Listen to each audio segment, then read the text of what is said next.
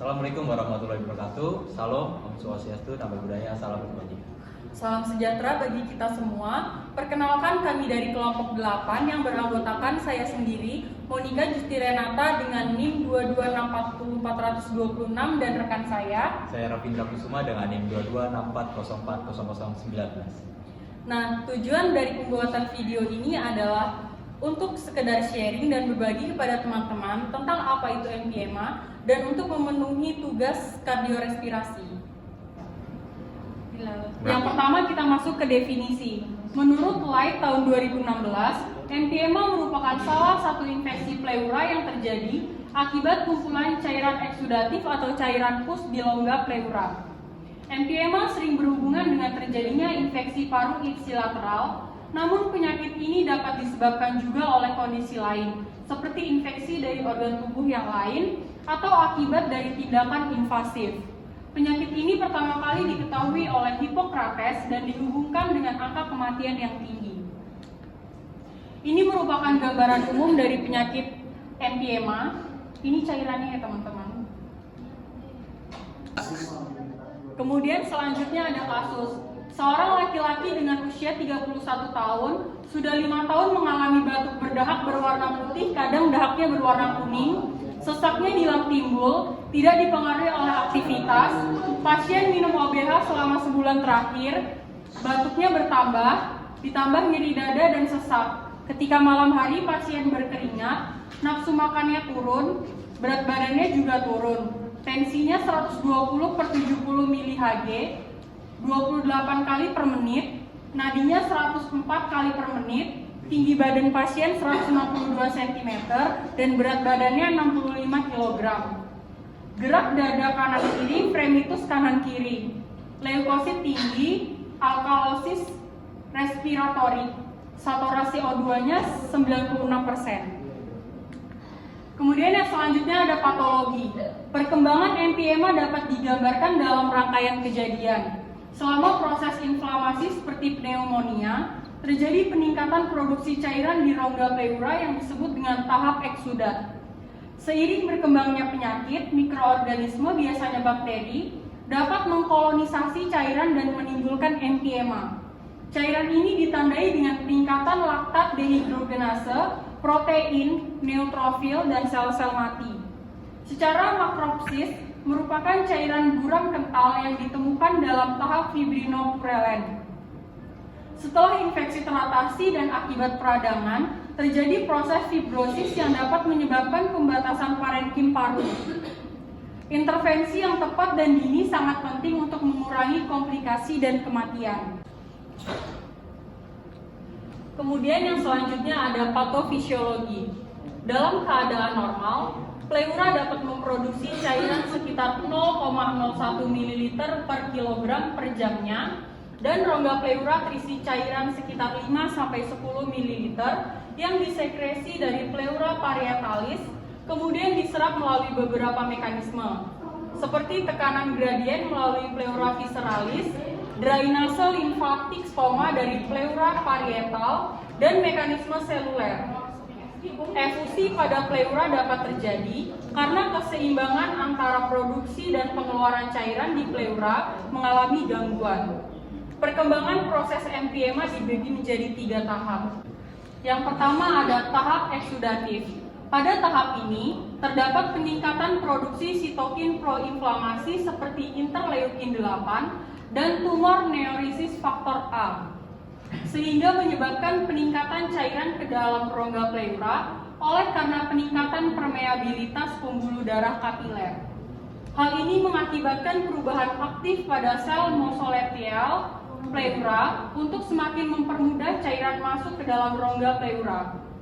Karakteristik cairan eksudat ditandai dengan jumlah leukosit yang rendah, tingkat LDH cairan pleura setengah LDH serum, kadar pH dan kadar glukosa dalam batas normal, dan tidak mengandung organisme bakteri. Efusi tersebut akan sembuh secara spontan dengan terapi antibiotik untuk pneumonia yang mendasari. LDH ini merupakan satu tes untuk mengetahui cairan yang ada di dalam tubuh kita ya teman-teman. 3. Yang kedua ada tahap fibropurulent. Jika terapi yang diberikan tidak adekuat pada tahap eksudatif, maka inflamasi pada parenkim paru akan terus berlanjut ke tahap fibropurelen yang ditandai dengan peningkatan cairan pleura dan adanya invasi bakteri pada rongga pleura melalui endotelium yang rapuh. Invasi bakteri memicu respon imun sehingga mendorong migrasi neutrofil dan aktivasi jalur koagulasi. Penekanan aktivitas fibrinolitik disebabkan karena meningkatnya titer penghambat aktivitas fibrinolitik spesifik seperti plasminogen aktivator inhibitor atau PAI1 dan PAI2 dan penurunan tisu tipe plasminogen aktivator atau TPA. Hal ini mengakibatkan endapan fibrin pada pleura visceralis dan parietalis sehingga rongga pleura terbagi oleh sekat fibrin, lokulasi cairan dan adesi pleura membentuk ruangan bersepta-septa yang akan mengganggu drainase dari pus. Metabolisme bakteri dan aktivitas fagositosis neutrofil distimulasi oleh protease dan fragmen yang berasal dari dinding sel bakteri.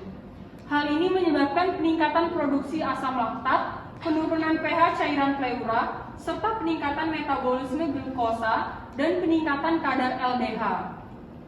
Karakteristik biomolekul tahap ini adalah pH-nya kurang dari 7,2, glukosanya kurang dari 60 mg per desiliter, dan LDH-nya lebih dari 1000 international unit per liter. Yang ketiga ada tahap organisasi. Terdapat proliferasi fibroblast dan penebalan pleura. Penelitian pada hewan coba menunjukkan bahwa proses ini diperantara oleh beberapa faktor, seperti contohnya itu ada PDGF dan TGF-beta. Pada tahap ini, lapisan di kedua permukaan pleura menjadi tebal dan tidak elastis, serta jaringan yang bersepta akan semakin fibrotik, sehingga ekspansi paru menjadi terhambat. Fungsi paru juga menurun dan rongga pleura yang bersepta-septa akan membuat risiko infeksi semakin tinggi. Selanjutnya tahap organisasi itu bervariasi. Pada tiap individu ada yang mengalami penyembuhan secara spontan dalam 12 minggu, sementara yang lainnya menjadi kronik sepsis dan terjadi defisit fungsi paru. Dari keterangan di atas, dapat kita simpulkan bahwa infeksi pleura merupakan proses progresif di mana evosi pleura parapneumonia yang dapat sembuh dengan sendirinya bisa berkembang menjadi kompleks membentuk rongga pleura yang bersepta-septa yang hanya dapat diterapi dengan tindakan bedah. Kemudian yang selanjutnya ada etiologi. Emphysema disebabkan oleh adanya bakteri pada cairan pleura. Walaupun penyebab tersering emphysema adalah pneumonia, infeksi TB pleura dapat menyebabkan efusi dan emphysema. Sekitar 50% kasus pneumonia akan berlanjut menjadi efusi pleura dan 5-10% diantaranya akan menderita emphysema.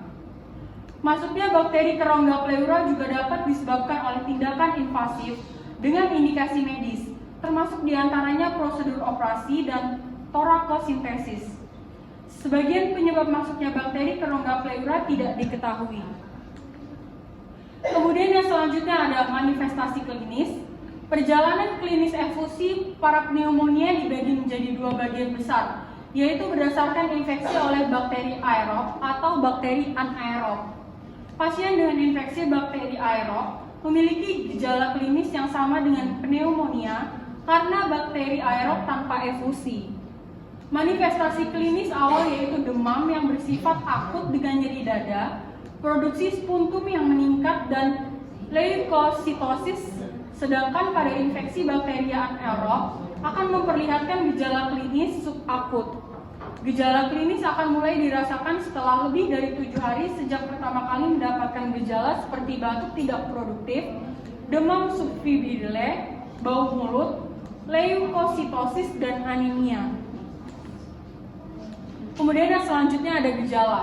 Yang pertama demam dan keringat saat malam, tidak berenergi, kesulitan bernafas, nyeri dada, batuk berdahak yang mengandung nanah, dan sianosis. Kemudian yang selanjutnya ada tanda. Tanda yang pertama adalah kehilangan berat badan dan yang kedua ada takikardia. Takikardia itu merupakan jantung berdebar-debar, detaknya melebihi 100 kali per menit. Kemudian slide selanjutnya akan dijelaskan oleh rekan saya Rafindra. Oke, Selanjutnya ada problematik fisioterapi dan kode ICF ya. Jadi yang pertama itu tadi ada nyeri dada. Jadi kode ICF dan nyeri dada itu B28011. Lalu yang kedua itu kesulitan bernapas. Jadi kesulitan bernapas itu kode ICF-nya B4402. Lalu yang ketiga itu ada batuk berdahak yang mengandung nanah, yang memiliki kode ICF B440. Dan keempat, tidak berenergi. Tidak berenergi ini kode ICF-nya B4552. Dan yang terakhir itu kehilangan berat badan dengan kode ICF B530. Oke, selanjutnya ada pencegahan. Jadi untuk pencegahan itu ada 5. Yang pertama itu menjaga kebersihan seperti rutin mencuci tangan dengan air dan sabun, atau bisa dengan hand sanitizer. Lalu yang kedua itu memeriksakan diri ke dokter jika sedang sakit dan mengikuti terapi atau pengobatan yang diberikan oleh dokter sampai tuntas. Lalu yang ketiga itu berhenti merokok serta menghindari paparan asap rokok dan polusi udara. Lalu yang keempat, meningkatkan daya tahan tubuh, yaitu salah satunya dengan cara berolahraga secara rutin. Dan yang kelima ini melakukan vaksinasi sesuai usia dan jadwal, antara lain vaksin flu dan vaksin pneumonia. Selanjutnya diagnosa emphysema. Nah, yang pertama itu ada foto ronsen dan CT scan pada daerah dada untuk mendeteksi ada atau tidak cairan di dalam rongga pleura. Yang kedua itu ada USG dada untuk melihat seberapa banyak cairan pada pleura dan lokasi tepatnya cairan tersebut berada. Yang ketiga itu ada tes darah untuk mengukur jumlah sel darah putih dan C-reaktif protein atau CRP yang meningkat saat terjadi infeksi. Dan yang terakhir itu ada thoracocentesis atau fungsi pleura untuk mengambil sampel cairan pleura yang selanjutnya akan diteliti guna mengetahui penyebab emphysema. Selanjutnya ada faktor resiko. Jadi untuk faktor resiko juga ada 5. Yang pertama itu memiliki daya tahan tubuh yang lemah. Yang kedua menderita kecanduan alkohol. Yang ketiga itu menderita diabetes. Yang keempat menderita autoimun seperti rheumatoid arthritis. Dan yang terakhir menderita penyakit asam lambung atau GERD. Selanjutnya ada prognosis. Jadi ketika emphysema memperumit pneumonia, resiko kerusakan paru-paru permanen dan kematian itu meningkat. Diperlukan pengobatan dalam jangka panjang dengan antibiotik dan drainase.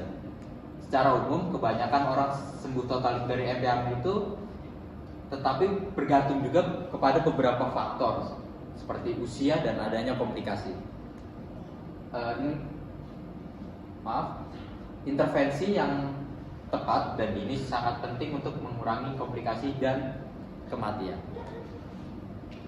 Selanjutnya ada penanganan. Yang pertama itu tadi ada pemberian obat yang sesuai atau itu menggunakan infus antibiotik. Itu memiliki efek samping. Yang pertama itu gangguan pencernaan. Jadi ini merupakan efek samping dari antibiotik yang sering terjadi. Dan gejalanya gangguan pencernaan ini akibat penggunaan antibiotik meliputi diare, mual, dan kram perut. Jadi efek samping ini lebih sering terjadi pada penggunaan antibiotik golongan penisilin, cephalosporin, dan fluoroquinolone. Yang kedua itu ada reaksi alergi. Jadi reaksi alergi ini terbilang jarang terjadi, namun ketika muncul reaksi alergi ini, antibiotik biasanya berat dan berbahaya. Sebagian orang yang merasakan reaksi alergi antibiotik dapat mengalami komplikasi berat berupa shock anafilaktik dan sindrom Stevens-Johnson. Selanjutnya ada infeksi jamur. Jadi penggunaan antibiotik dapat mengurangi jumlah bakteri baik di dalam tubuh. Ketika jumlah bakteri tersebut berkurang, maka jamur akan mudah tumbuh. Jadi penyakit infeksi jamur ini biasanya muncul berupa sariawan di mulut yang disebut candidiasis oral. Jadi kalau untuk pada wanita, efek samping antibiotik bisa berupa infeksi jamur pada daerah vaginanya yang menimbulkan keluhan gatal dan perih pada vagina pada wanita. Atau lanjut lagi, pada wanita itu ada nyeri saat berhubungan intim, anyang-anyangan, hingga keputihan dengan bau yang tidak sedap. Selanjutnya ada sensitif terhadap cahaya. Jadi penggunaan antibiotik tertentu, terutama pada golongan tetrasiklin, dapat menyebabkan pasien lebih sensitif terhadap cahaya. Akibatnya, semua cahaya yang dilihat pasien akan terasa menyilaukan dan membuat mata tidak nyaman. Selanjutnya ada perubahan warna pada gigi. Jadi beberapa jenis antibiotik seperti tetrasiklin dan doxycycline juga dapat menyebabkan efek samping berupa perubahan warna pada gigi yang bersifat permanen jika diberikan pada anak berusia di bawah tahun. Jadi perubahan giginya ini akan terjadi apabila diberikan pada anak yang berusia di bawah 8 tahun. Selanjutnya ada resisten antibiotik. Jadi penggunaan antibiotik tertentu penggunaan antibiotik yang terlalu sering dan tidak sesuai dosisnya dapat menyebabkan kuman mengalami resistensi atau kekebalan. Hal ini merupakan salah satu efek samping antibiotik yang paling mengkhawatirkan. Ketika kuman yang menyebabkan infeksi sudah kebal terhadap antibiotik, maka penyakit infeksi bakteri akan susah disembuhkan karena kekebalannya kuman juga berisiko tinggi menimbulkan infeksi berat seperti sepsis. Nah lanjut, ini ada efek samping lainnya yang mungkin akan terjadi. Yang pertama itu ada kerusakan jaringan ikat atau tendonitis dan putusnya tendon. Biasanya itu disebabkan oleh pemberian antibiotik jenis fluoroquinolone, cephalosporin, sulfonamide, dan azithromycin. Yang kedua itu ada sakit kepala. Yang ketiga ada kejang. Yang keempat jantung. Jadi detak jantung tidak teratur atau tekanan darahnya rendah. Dan yang kelima ada kelainan darah, trombositopeia, menurunnya jumlah sel darah putih. Nah ini yang kedua itu ada penanganan secara fisioterapi, yaitu dengan metode drainase postural. Jadi postural teknik pengaturan posisi tertentu untuk mengalirkan sekresi pulmonar pada area tertentu dari lobus paru dengan pengaruh gravitasi. Teknik ini dianggap aman dan efektif, tetapi dapat menimbulkan efek samping seperti pusing, rasa tidak nyaman, jantung berdebar, lelah, dan dispnea atau sesak nafas. Jadi seperti ini contohnya. Nah, selanjutnya yang ketiga itu ada tindakan bedah. Jadi untuk tindakan bedah ini yang pertama itu ada torakostomi, yaitu prosedur menempatkan tabung di ruang antara paru-paru dan dinding dada yang berfungsi untuk mengalirkan cairan. Efek sampingnya ini adalah pendarahan, udara bocor dari paru-paru, radang paru-paru, dan trombosis vena dalam. Itu terdapat gumpalan darah di kaki yang dapat menyebar ke paru-paru dan menyebabkan penyumbatan atau emboli paru. Seperti ini contohnya.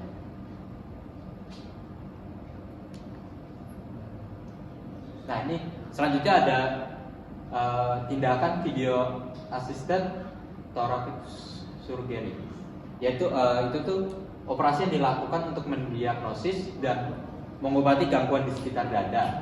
Jadi dokter akan membuat sayatan kecil sebagai tempat masuk alat khusus bernama thoracoskop yang dilengkapi dengan kamera, dan operasi ini termasuk ke dalam jenis tindakan invasif yang minimal karena tidak memerlukan pembedahan yang besar. Jadi sebagian besar orang yang pernah menjalani pembedahan ini tidak mengalami efek samping. Tetapi layaknya prosedur medis lainnya, VATS juga menimbulkan efek samping, yaitu pendarahan, bocoran udara, kerusakan saraf sementara atau permanen, infeksi, penggumpalan darah yang bisa mengakibatkan stroke, dan kerusakan pada organ di sekitar area target prosedur. Jadi seperti ini. Jadi dilakukan pembedahan pada area dada dan dimasukkan kamera tadi, alat yang bernama thoracoskop. Oke, ini cukup itu dari saya. Sekian video presentasi atau pemaparan materi dari kelompok kami. Jika kami ada salah kata atau salah penyebutan kata, kami mohon maaf. Terima kasih.